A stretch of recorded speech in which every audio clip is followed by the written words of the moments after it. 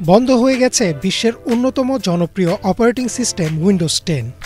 Official ওয়েবসাইটে Microsoft জানায় 14 October 2025 তারিখের পর থেকে উইন্ডোজের এই ভার্সনে আর কোনো সিকিউরিটি আপডেট, বাগ ফিক্স কিংবা টেকনিক্যাল সাপোর্ট দেবে না প্রতিষ্ঠানটি। এক যুগের কাছাকাছি সময় ধরে ব্যবহৃত এই অপারেটিং সিস্টেমটির আপডেট বন্ধের আনুষ্ঠানিক ঘোষণা প্রযুক্তির দুনিয়ায় এক যুগের সমাপ্তি বলে বিবেচিত হচ্ছে। পাশাপাশি সাধারণ ব্যবহারকারীদের মনে প্রশ্ন উঠেছে, এখনও যেসব কম্পিউটারে উইন্ডোজ 10 চলছে সেগুলোও কি বন্ধ হয়ে যাবে চিরতরে? বাজারে উইন্ডোজ 11 থাকলেও অনেক ব্যবহারকারী এতদিন পর্যন্ত উইন্ডোজ 10-এই থেকে গিয়েছিলেন, কারণ এটি স্টেবল, পরিচিত ও ইউজার ফ্রেন্ডলি। কিন্তু মাইক্রোসফটের সাপোর্ট বন্ধ হওয়ায় তারা বাধ্য হচ্ছে নতুন ভার্সনে যেতে। এখন প্রশ্ন আসতে পারে, উইন্ডোজ 10 বন্ধ হয়ে গেলে কি বর্তমান কম্পিউটার কাজ করা বন্ধ করবে? উত্তর হলো না।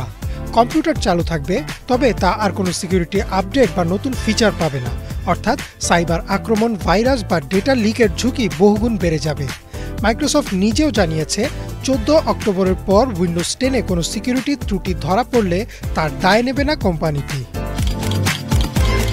2015 সালের জুলাই মাসে বাজারে আসে উইন্ডোজ 10। এর আগের সংস্করণ উইন্ডোজ 7 ছিল সাধারণ ব্যবহারকারীর পছন্দের এবং উইন্ডোজ 8 ছিল টাচস্ক্রিন উপযোগী আধুনিক সংস্করণ।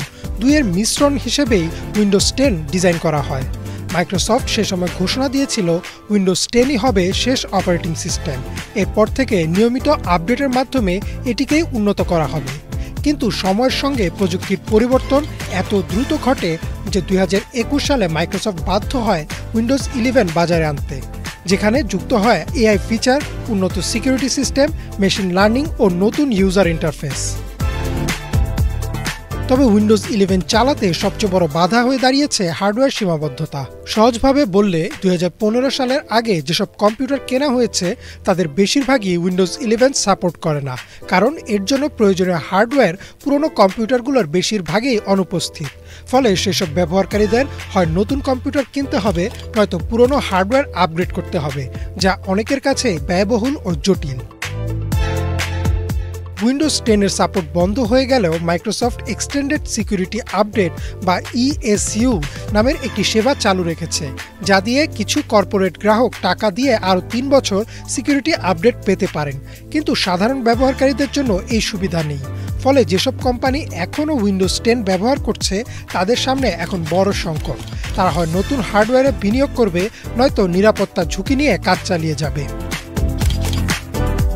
এদিকে ক্যানালিস রিসার্চের একটি প্রতিবেদনে বলা হয়েছে, উইন্ডোজ 10 বন্ধ হয়ে যাওয়ার ফলে বিশ্বজুড়ে প্রায় 240 মিলিয়ন কম্পিউটার অকেজো হয়ে পড়বে এবং এসব ডিভাইসের অনেকগুলো শেষমেশ ল্যান্ডফিলে চলে যাবে।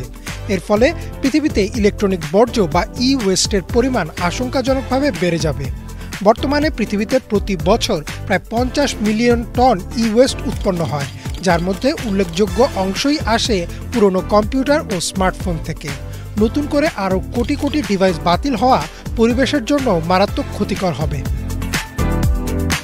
প্রযুক্তি বিশ্লেষকরা বলছেন, মাইক্রোসফটের এই সিদ্ধান্ত পিসি মার্কেটে বড় প্রভাব ফেলবে। অনেক ব্যবহারকারী নতুন কম্পিউটার কিনতে বাধ্য হবেন, যা হার্ডওয়্যার বিক্রিতে অস্থায়ী উত্থান ঘটাতে পারে।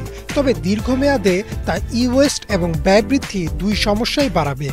উইন্ডোজ 10-এর অবসান একদিকে যেমন প্রযুক্তির স্বাভাবিক অগ্রযাত্রা, অন্যদিকে এটি আমাদের মনে করিয়ে দেয় প্রযুক্তির টেকসই ব্যবহারের প্রয়োজনীয়তা।